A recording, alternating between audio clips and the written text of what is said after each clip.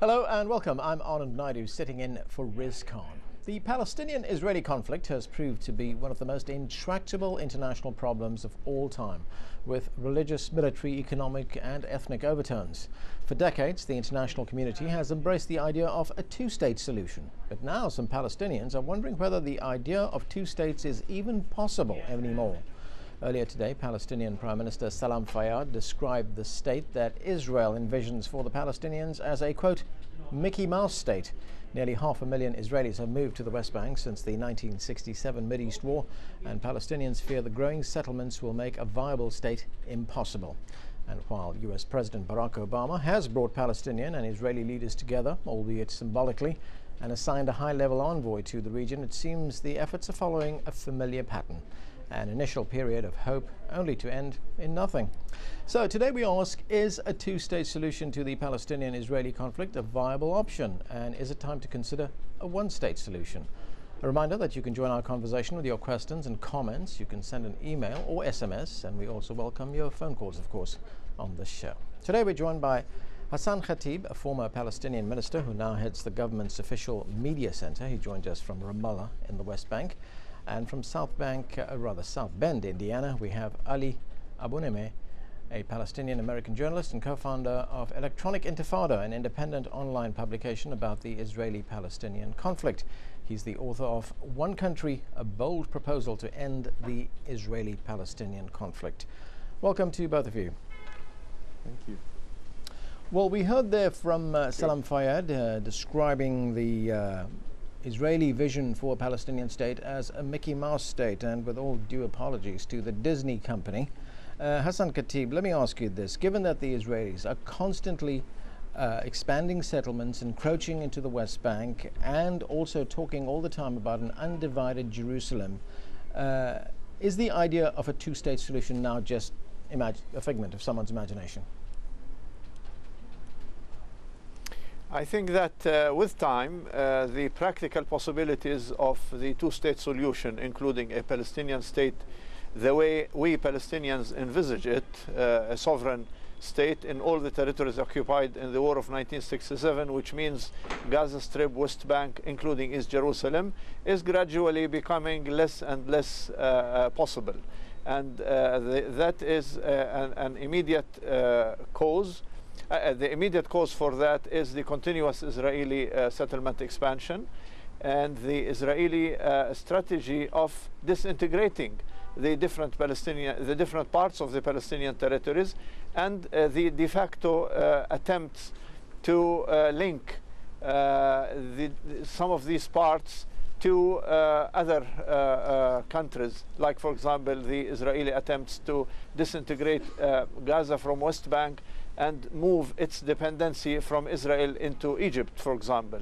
That's why if Israel is left by the international community to continue with these policies and practices, this will lead us into a situations whereby, practically speaking, the Palestinian state will not be possible, and therefore the two states is not possible, which means that the peace is not possible.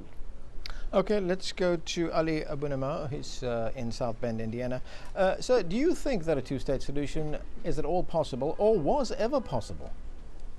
Well, I think the reality we have now is already a de facto binational state. The reality is you've got 11 million people in historic Palestine.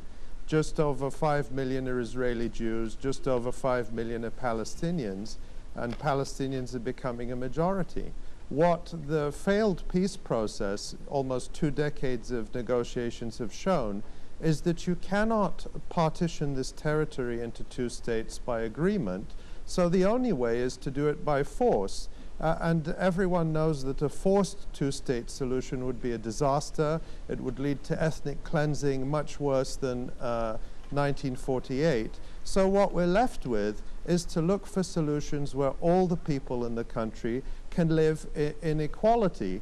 And I just don't buy the argument that it's not possible, because everybody said that wouldn't be possible in South Africa, that wouldn't be possible in Northern Ireland. Those are both recognized by people as being very similar situations. And what you have there is pragmatic working examples of binational states or single democratic states. And what I think we have to do is recognize that when you've been hitting your head against the wall for 2 decades or more on this so-called two-state solution, it's time to look for a door or a window. And I think that there's great inspiration, great hope, real difficulties in Northern Ireland and South Africa. Nobody should think it's easy, but it's just not true to say it's impossible. Mr. Abunimah, what about the Israeli insistence that Palestinians recognize Israel as a Jewish state?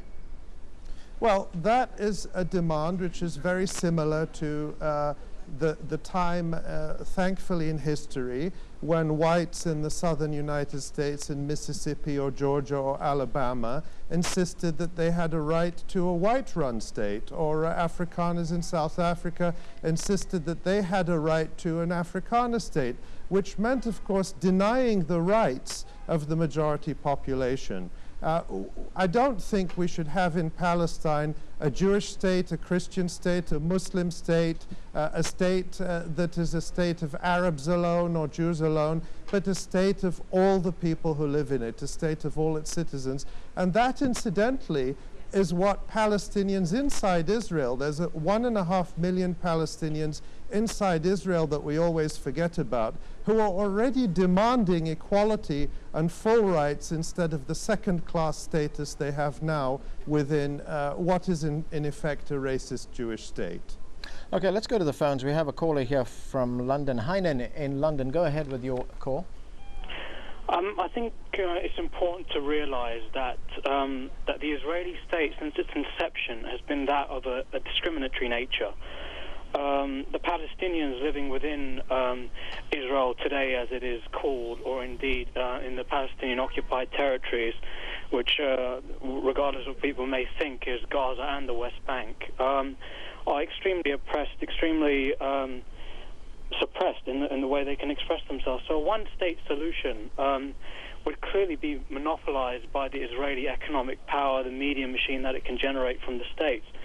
A two-state solution provides no strategic depth for a future Palestinian state. So one would really have to question the premise of this and really revert back to looking at the premise of the Israeli state, which was to provide a safe home for the Jewish people, as per the Balfour Declaration, which, of course, you know, we really do have to look at that and really view that in a critical light to say, is that really valid to take someone's homeland away from them? And I think we need to have a clear understanding of what we're talking about here. And that's just what I'd like to say. Okay, let me go to Hassan Khatib in Ramallah. Mr. Khatib, in the instance there is a two-state solution, that there are two states created, would a Palestinian state be economically viable?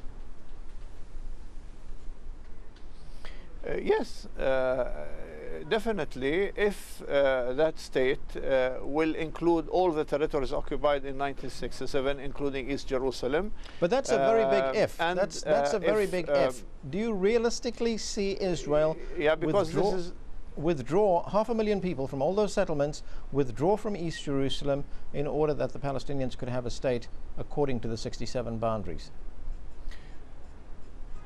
Yes, we think that this is possible, and the two sides have agreed in principle in Camp David negotiations on the principle of swapping territories that can take care of certain problems on the borders, but this swap has to be equal in quality and quantity from the Palestinian point of view.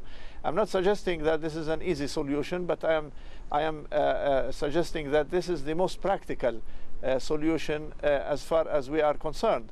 But let me put this in historical perspective as well, because Palestinians originally were demanding a one state, actually, until the 80s. And the reason is resulted from their belief in their rights in historical Palestine. What happened is that the international community has convinced the Palestinians that the idea of one state is not realistic, and the only realistic solution would be two states. But now, if the international community will not be able to deliver the idea of two states, which is the essence of the international legality, i.e. the specific resolutions of the Security Council, then the international community will be risking the possibility of two states and consequently the possibility of making peace. Because given the reality in Israel and given the mentality in Israel, I think that the one state is not an option as far as the Israelis are concerned, which means that the peace is not possible in this way. And I keep referring to the international community because Israel was created by a United Nations resolution, and there is an international responsibility for the reality that was created in the region, and that there is imbalance of powers between the two sides, which removes any dynamics in the relations, in the bilateral relations between the two sides. So it's either the international community will interfere before it's too late to try to ensure an end to the occupation and the right of self-determination for the Palestinians in one state, or we will all have to try to look for other alternatives. And one of the alternatives that many people are talking about is the one state. Ali Abunimeh, we heard Hassan Khatib talk about the two-state solution back 30 years ago, and he says that Palestinians only embraced this idea about 30 years ago. Do you believe that in the interim, because we've had no solution to the problem whatsoever, there's been nothing that's come forward, that in the interim, Israel, with its expansionist policies, will be put in the ironic place of actually having given a boost to a one-state solution? Well, that's exactly what Israel is creating. It's already created a de facto binational state. We already, in fact, see integration between the so-called Palestinian Authority security forces and the Israeli army that are going out and arresting Palestinians, that coordinate their activities with each other. The Palestinian Authority government in Ramallah, none of the people there can move to or throw without permission from the Israelis. And we saw the Palestinian Authority cooperating with Israel at the United Nations to squash the Goldstone report. So the thing I can't understand is people who say, you know, the Palestinian security forces can work with the Israeli army effectively to maintain the occupation, but Palestinians and Israelis can't work together to build a just society.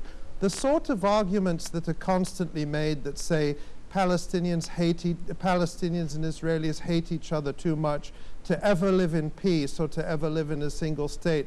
Well, of course, there's enormous enmity now, and there has been terrible, terrible bloodshed, and it would be very, very difficult. But all those arguments were made in the case of Northern Ireland and South Africa, and indeed here in the United States in the South, where in the South white people said, look, we'll never give up power, we'll never give up our exclusive rights, because that would be the end of our way of life. Well, in all those places, apartheid ended, racism ended, and you know what? Things were much, much better than people expected. Does that mean they're easy? Of course not. But I think what we really need to do is take this very, very seriously.